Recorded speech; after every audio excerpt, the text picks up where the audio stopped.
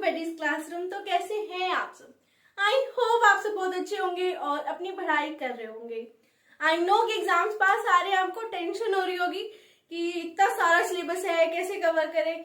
कि सीरियसली हमने पूरा साल तो पढ़ा नहीं, अब दिमाग में टेंशन हो रही है कि कितना सारा सिलेबस है, हम एग्जाम्स पहले खत्म कैसे करेंगे। बट टेंशन मत लीजिए, हो जाएगा। तो आप लोग प्लीज पूरे कंसंट्रेशन के साथ सिर्फ पढ़ाई पे फोकस कीजिए और मैं आपको पढ़ाने पर। तो आइए स्टार्ट करते हैं नई यूनिट, नया चैप्टर और एक नया टॉपिक। जो आज हम टॉपिक नया स्टार्ट करने वाले हैं वो है बेसिक कंसेप्ट ऑफ ऊप। ऊप क्या है? ये ऑब्जेक्ट ओरिएंटेड प्रोग्रामिंग लैंग्वेज। ये एक लैंग्वेज है बेसिकली। इसको हम आज इसका जो बेसिक कंसेप्ट है उसको हम डिटेल में डिस्कस करेंगे कि इसके फीचर्स क्या हैं, इसके एप्लीकेशन क्या है, बेनिफिट्स क्या है, जो नॉर्मल प्रोसीजरल लैंग्वेज होती है उसमें और ये जो ऊप लैंग्वेज है इसमें क्या डिफरेंस है। तो आइए स्टार्ट करते हैं ऊप के मीनिंग से, means object oriented programming language के मीनिंग से। तो देखिए, ऑब्जेक्ट ओरिएंटेड प्रोग्रामिंग लैंग्वेज देखते हैं। All the computer programs consist of two elements। जितने भी कंप्यूटर प्रोग्राम्स होते हैं वो हमेशा दो एलिमेंट्स पे बेस्ड होते हैं। अब वो दो एलिमेंट कौन कौन से हैं? एक तो है कोड और दूसरा है डेटा। क्या है? एक एलिमेंट है कोड और दूसरा एलिमेंट है data. A program in any programming language can be around its code and data। वो क्या कहते हैं, जितने भी कंप्यूटर में प्रोग्राम बनाए जाते हैं वो क्या होते हैं, या तो वो कोड के अराउंड होते हैं या फिर वो डेटा के अराउंड होते हैं। मतलब कि या तो वो किसी कोड से बने होंगे या फिर वो किसी डेटा से बने होंगे। Some program are written around what is happening। कुछ प्रोग्राम ऐसे होते हैं जो बताते हैं कि what is happening, कि क्या हो रहा है। And other is written around who is being affected। और कुछ कंप्यूटर प्रोग्राम ऐसे होते हैं कि वो क्या कहते हैं कि जो प्रोग्राम हम बना रहे हैं उससे अफेक्ट कौन हो रहा है। अब ये दो चीजें क्या हैं, what is happening and who is being affected। ये बेसिकली दो टेक्निक है। क्या है? ये है दो टेक्निक। फर्स्ट टेक्निक है हमारे पास what is happening and second technique है हमारे पास who is being affected। जो हमारी फर्स्ट टेक्निक है वो कौन सी टेक्निक है? What is happening। क्लियर? तो ये जो हमारी फर्स्ट टेक्निक है उसके बारे में देखते हैं। First technique called process oriented model. इसे क्या कहा जाता है? इसे प्रोसेस ओरिएंटेड मॉडल भी कहा जाता है। Programming language that support above technique is called procedural language. अब जो भी प्रोग्रामिंग लैंग्वेज फर्स्ट टेक्निक को सपोर्ट करेगी, मीन्स कि कोई भी प्रोग्रामिंग लैंग्वेज अगर ये वाली टेक्निक को सपोर्ट कर रही है तो वो क्या कहलाएगी? प्रोसीजरल लैंग्वेज कहलाएगी। Main focus is on processing then data. अब जो फर्स्ट टेक्निक को जो प्रोग्रामिंग लैंग्वेज सपोर्ट कर रही थी ना, उसमें मेन फोकस किस पे दिया जा रहा है? प्रोसेसिंग पे, बजाय कि डेटा पे। ज्यादा फोकस किस पे है? प्रोसेसिंग पे। जैसे इसके कुछ एग्जांपल्स हैं कि कौन सी प्रोग्रामिंग लैंग्वेज है, वो है C language, Pascal language and basic language. ठीक है, तो फर्स्ट टेक्निक क्या आती है हमारी? What is happening. Second technique देखो, हमारी सेकेंड टेक्निक क्या थी? वो थी who is being affected। ये थी हमारी सेकेंड टेक्निक। सेकेंड टेक्निक के बारे में क्या कहा? The second technique called object oriented model. जो सेकेंड टेक्निक है उसे हम ऑब्जेक्ट ओरिएंटेड मॉडल कहते हैं। क्या कहते हैं? Object oriented model. जो फर्स्ट टेक्निक थी उसे हम प्रोसेस ओरिएंटेड मॉडल कहते थे। तो ये एक इसमें डिफरेंस हो गया। Programming language that support above technique is called object-oriented programming language। अब जो भी प्रोग्रामिंग लैंग्वेज इस टेक्निक को सपोर्ट कर रही है उसे हम क्या बोलेंगे? Object oriented programming language. Clear? अब जो ऑब्जेक्ट ओरिएंटेड प्रोग्रामिंग लैंग्वेज थी वो किस पे फोकस करती है? डेटा पे। किस पे फोकस करती है? डेटा पे, बजाय की प्रोसेसिंग की। मतलब इसमें प्रोसेसिंग पर ज्यादा फोकस ना करके डेटा पे ज्यादा फोकस किया गया है। इसके कुछ एग्जांपल्स हैं, जैसे कि C++ लैंग्वेज और जावा। ये दो इसके एग्जांपल हम लिख सकते हैं। तो ये था ऑब्जेक्ट ओरिएंटेड प्रोग्रामिंग लैंग्वेज के बारे में। अब हम पढ़ते हैं इसके कुछ फीचर्स कि ऑब्जेक्ट ओरिएंटेड प्रोग्रामिंग लैंग्वेज के क्या फीचर्स हो सकते हैं।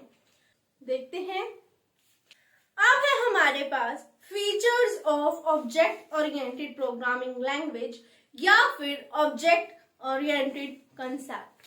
तो इसे कुछ पॉइंट्स है हमारे पास, देखते हैं। फर्स्ट है एब्स्ट्रैक्शन।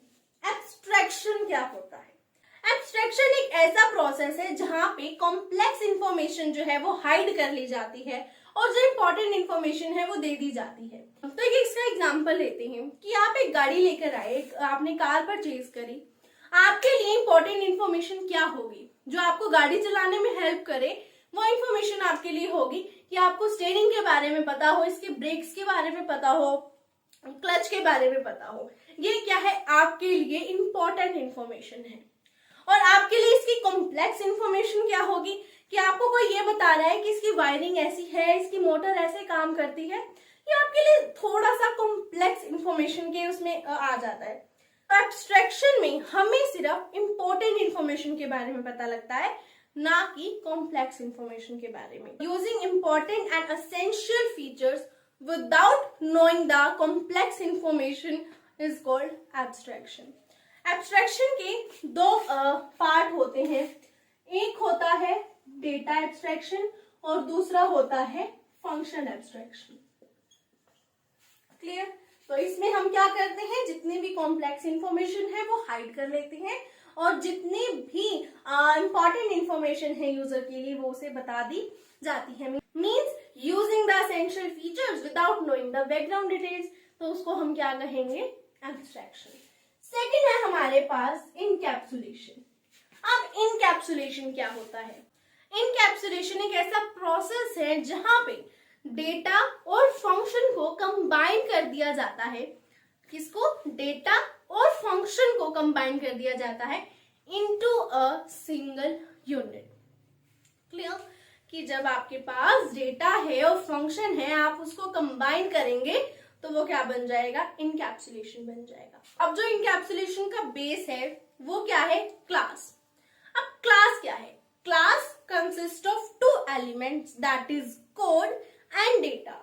हमने पहले भी पढ़ा कि प्रोग्रामिंग लैंग्वेज टू एलिमेंट्स पे बेस्ड होता है, एक डेटा पे और एक कोड पे। तो डेटा और कोड मिलके क्या बनाएंगे? क्लास बनाएंगे। और इनकैप्सुलेशन का बेस भी क्या होता है? क्लास होता है। तो ये आपको थोड़ा ना कॉम्प्लिकेट लग रहा होगा, तो इसको एक एग्जांपल से समझते हैं। कि सपोज करो कि कोई भी एक्स नाम का कोई स्टूडेंट है, उसका रोल नंबर है 1, उसकी ट्यूशन फीस है 100, साइंस फीस आप ले रहे हो 50, लैब फीस आप ले रहे हो 50। ये क्या है? उसका डेटा है। जब आप इस पूरे डेटा को कंबाइन करोगे तो इसको मतलब ऐड करोगे, तो ऐड करने पे आया हमारा 200। ये क्या है? इसकी टोटल फीस है।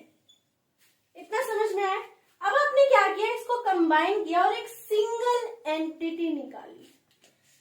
क्या निकाली? ये सिंगल एंटिटी। अब आपको समझ आया होगा कि इनकैप्सुलेशन क्या है। इनकैप्सुलेशन एक ऐसा प्रोसेस है जहां पे आप डेटा को कंबाइन करते हो इनटू अ सिंगल एंटिटी। और इनकैप्सुलेशन का बेस है क्लास। क्लास में क्या होता है? डेटा होता है और फंक्शन होता है। अब आपने ये निकाल दिया। अब जो भी एक स्टूडेंट का डेटा है, आप उसको एक्सेस कैसे करोगे? आप उसका नाम डालोगे, उसकी क्लास डालोगे, उसका रोल नंबर डालोगे, तो उस स्टूडेंट की सारी डिटेल्स आपके पास आ जाएंगी। तो उसको क्या कहते हैं? हम फंक्शन कहते हैं। आपने एक छोटा सा फंक्शन परफॉर्म किया, बस आपने उसका नाम डाला, रोल नंबर डाली, क्लास डाला, बस, और आपके पास सारी डिटेल्स उसकी ये निकल कर आ गई। ठीक है, अब जो ये डिटेल है ना, वो आप आउटसाइड वर्ल्ड से छुपा के रखते हो, हाइड करके रखते हो। आप हर किसी को नहीं दिखाते फिरते, क्यों आप अपने स्टूडेंट की डिटेल बताओगे क्या किसी को कि नहीं हमारा तो या हमारे स्कूल में ये बच्चा पढ़ता है, यहाँ से आता है, नहीं बताओगे ना, छुपा के रखोगे।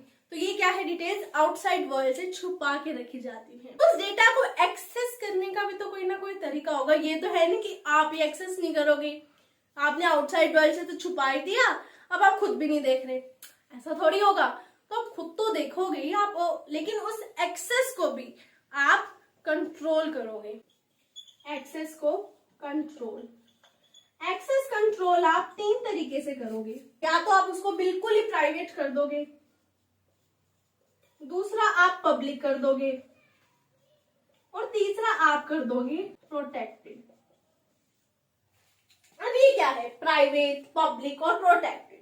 प्राइवेट, मैंने उसको बिल्कुल ही प्राइवेट कर दिया कि कोई आउटसाइड मेंबर उसको नहीं देख सकता, ना उसको इनहेरिट किया जा सकता है, बिल्कुल एकदम प्राइवेट है उसकी डिटेल्स। एक है कि आपने उसको पब्लिक कर दिया, क्या कर दिया, पब्लिक कर दिया, कि मतलब उसको हर कोई देख सकता है, हर कोई जो भी मेंबर्स हैं वो सब आके डिटेल्स चेकआउट कर सकते हैं। तीसरा आपने कर दिया प्रोटेक्टेड।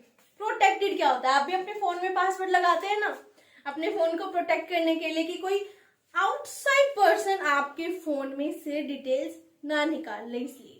बट कुछ लोग ऐसे होते हैं जिनको आपका पासवर्ड पता होता है, तो वो यही है कि प्रोटेक्टेड में क्या है, कुछ स्पेशल मेंबर्स को यह अधिकार दिया जाता है कि वो डिटेल्स को चेकआउट कर सकते हैं, देख सकते हैं।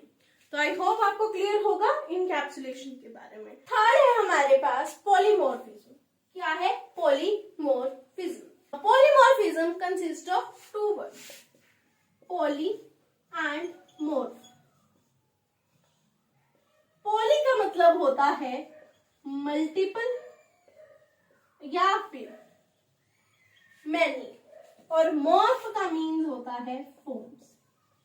तो पॉलीमॉर्फिज्म क्या बन गया,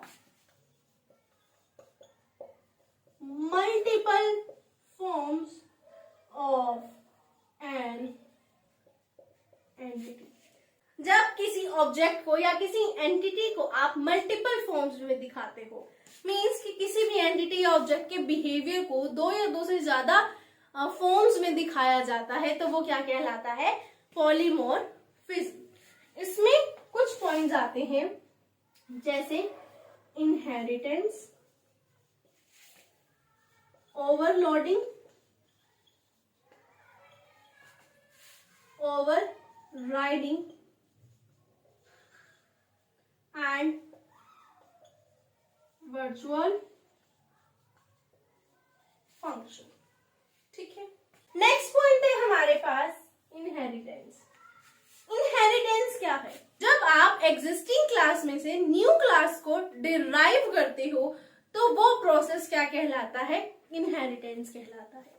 जैसे कि व्हीकल्स का हम एग्जांपल लें, ये क्या था, व्हीकल था आपके पास सबसे पहले एग्जिस्टिंग क्लास, आपने उसमें से 2 क्लास डिराइव करी, 2 न्यू क्लासेस डिराइव करी, ऑटोमोबाइल एंड पुल्ड व्हीकल। फिर जो ऑटोमोबाइल था उसमें से आपने 2 क्लासेस को इनहेरिट किया, कार एंड बस, एंड देन पुल्ड व्हीकल में से रिक्शा और कार को आपने इनहेरिट किया। तो ये क्या हो गई, एग्जिस्टिंग क्लास, और ये क्या हो गई, न्यू क्लास। तो ये प्रोसेस कहलाता है इनहेरिटेंस। जब आप इनहेरिट करते हो, मींस इनहेरिटेंस करते हो, तो ये आपका टाइम बचाता है। एक तो आप पूरी क्लास फिर से डेवलप कर रहे हो, एक आप एग्जिस्टिंग क्लास में से न्यू क्लास को एक्सटेंड कर रहे हो। टाइम किसमें ज्यादा लगेगा, जब आप डेवलप करोगे। तो अपने टाइम को सेव करने के लिए कई बार जो एग्जिस्टिंग क्लास है उसमें से न्यू क्लास डिराइव कर ली जाती है और उसे आगे फर्दर यूज किया जाता है। क्लियर। इनहेरिटेंस में हम सुपर क्लास मेंबर को पास करते हैं सब क्लास में। देखो, in inheritance we pass member of superclass to subclass। ये क्या है, इसको देखो कि ये था हमारे पास मेंबर ऑफ सुपर क्लास, आपने उसमें से इनहेरिट की दो subclass, means superclass pass to subclasses. Clear? जो विजिबिलिटी है मीन्स एक्सेस, एक तरीके से आप समझ लीजिए, जो एक्सेस है या जो विजिबिलिटी है सुपर क्लास की सब क्लास में, वो तीन तरीके से होती है, प्राइवेट, पब्लिक एंड प्रोटेक्टेड। क्या वर्ड बोले मैंने? प्राइवेट, पब्लिक और प्रोटेक्टेड। ये क्या है? विजिबिलिटी है, visibility of superclass to subclass, तीन तरीके से, प्राइवेट, पब्लिक एंड प्रोटेक्टेड। अब बात करते हैं एडवांटेजेस ऑफ इनहेरिटेंस की। इनहेरिटेंस की सबसे पहले एडवांटेज तो है कि रीयूजेबिलिटी हो जाती है, मींस जो आपने कोड बनाया था, रिटन कोड आपने बनाया था, उसको आप दोबारा रीयूज कर रहे हो, आपकी मेहनत वेस्ट नहीं गई। एक बार काम करने के बाद आप उसी कोड को दोबारा रीयूज कर सकते हो, इससे आपका टाइम भी बचेगा, एनर्जी भी बचेगी। तो जो आपने टाइम बचाया है उससे आप और भी बेहतर काम कर सकते हो। सेकेंड है हमारे पास कि जो इनहेरिटेंस है वो हायरार्किकल क्लासिफिकेशन को सपोर्ट करता है, क्योंकि रियल वर्ल्ड में जो है ज्यादातर ऑब्जेक्ट्स जो है वो हायरार्किकल वे में आपस में रिलेटेड होते हैं। जैसे हमने यहाँ पे एग्जांपल लिया, कार, बस, रिक्शा, ये सब, ठीक है। तो ये था इनहेरिटेंस के बारे में। फिफ्थ है हमारे पास ऑब्जेक्ट। क्या है ऑब्जेक्ट? ऑब्जेक्ट क्या है? अगर हम सिंपल एग्जांपल लें, अब जैसे मैं पढ़ा रही हूं तो मेरे लिए मार्कर क्या है? ये एक ऑब्जेक्ट है, ये मेरे लिए एक बेसिक एंटिटी है जो मुझे पढ़ाने के लिए हेल्प करेगी। वैसे ही जो हमारी ऑब्जेक्ट ओरिएंटेड प्रोग्रामिंग लैंग्वेज है उसमें जो ऑब्जेक्ट है वो एक बेसिक एंटिटी है। क्लियर? जो हमारी ओप लैंग्वेज है उसमें ऑब्जेक्ट कुछ भी रिप्रेजेंट कर सकता है, जैसे कि कोई भी प्लेस, कोई पर्सन, कोई भी थिंग मीन्स कोई भी चीज, कोई भी बैंक अकाउंट, फिर table of data means data की कोई भी आपके पास टेबल है, या फिर कोई भी आइटम। ऑब्जेक्ट क्या है? इन सब में से कुछ भी रिप्रेजेंट कर सकता है। जो प्रोग्रामिंग प्रॉब्लम्स हैं, क्या है, जितने भी प्रोग्रामिंग प्रॉब्लम्स है, अगर आपको उसको एनालाइज करना है तो आप उसको ऑब्जेक्ट के टर्म्स में एनालाइज करेंगे, और जो नेचर ऑफ कम्युनिकेशन है बिटवीन देम वो भी आप ऑब्जेक्ट के टर्म्स में ही एनालाइज करते हैं। ऑब्जेक्ट जो है वो इस तरीके से चूज किया जाना चाहिए, मींस कि जो कोई भी ऑब्जेक्ट है वो ऐसा चूज किया जाना चाहिए जो रियल वर्ल्ड ऑब्जेक्ट से क्लोजली रिलेट करता हो। जैसे हमने अभी कहा कि कोई भी ऑब्जेक्ट वो पर्सन को, प्लेस को या किसी भी आइटम को रिप्रेजेंट कर सकता है, तो ऐसे ऑब्जेक्ट हमें चूज करने चाहिए जो रियल वर्ल्ड ऑब्जेक्ट से रिलेट करते हो। हम जो ऑब्जेक्ट है वो क्या है? Physical description of class. ये बात बहुत जरूरी है कि ऑब्जेक्ट क्या है? Physical description of class. और जो हमारा ऑब्जेक्ट है वो मेमोरी यूज करता है, कि मींस जो उसके डेटा एलिमेंट है ऑब्जेक्ट के वो मेमोरी में जाके स्टोर होते हैं, और जो डेटा एलिमेंट्स होते हैं वो बहुत सारे फंक्शंस को परफॉर्म करने में भी हेल्प करते हैं। क्लियर? और बहुत सारे इवेंट्स में पार्टिसिपेट भी करते हैं। मैंने क्या कहा कि जो ऑब्जेक्ट है वो क्या है? फिजिकल डिस्क्रिप्शन है क्लास का, और जो ऑब्जेक्ट्स के डेटा एलिमेंट्स होते हैं वो मेमोरी में जाके स्टोर होते हैं। वो डेटा एलिमेंट्स बहुत सारे डिफरेंट फंक्शन परफॉर्म करते हैं और बहुत सारे इवेंट में पार्टिसिपेट भी करते हैं। और अब जो ऑब्जेक्ट है वो डेटा से क्रिएट किए जाते हैं। मैंने बोला ना कि जो ऑब्जेक्ट में डेटा एलिमेंट है, मींस अगर डेटा एलिमेंट है तो वो डेटा से क्रिएट किए जा रहे हैं। Clear? Object is created with data of a class which provide. अब जो ऑब्जेक्ट है वो क्या प्रोवाइड करेगा? आपको डेटा भी प्रोवाइड करेगा और फंक्शन भी प्रोवाइड करेगा। Means data elements and function. तो यहाँ पे नॉर्मल लैंग्वेज में ना लिख करके डेटा एलिमेंट्स को क्या लिखा गया, प्रॉपर्टीज या एट्रीब्यूट। क्या लिखा गया, प्रॉपर्टीज या फिर एट्रीब्यूट। ये क्या है, डेटा एलिमेंट। और जो फंक्शन है उनको हमने यहाँ लिख दिया मेथड्स। ये क्या है, हमारे फंक्शन। और अभी मैंने एक बात बोली थी कि जो ऑब्जेक्ट है वो बहुत सारे डिफरेंट इवेंट में पार्टिसिपेट करते हैं। अब वो इवेंट्स क्या है, attributes, methods and events. Attributes में क्या आ जाएगा, डेटा एलिमेंट। मेथड्स में क्या आ जाएगा, फंक्शन। और जो इवेंट है उसमें आएगा कोई भी प्रोसेसिंग एक्टिविटी। तो ये था ऑब्जेक्ट के बारे में। आई होप आपको क्लियर हुआ होगा जो भी मैंने आपको समझाया।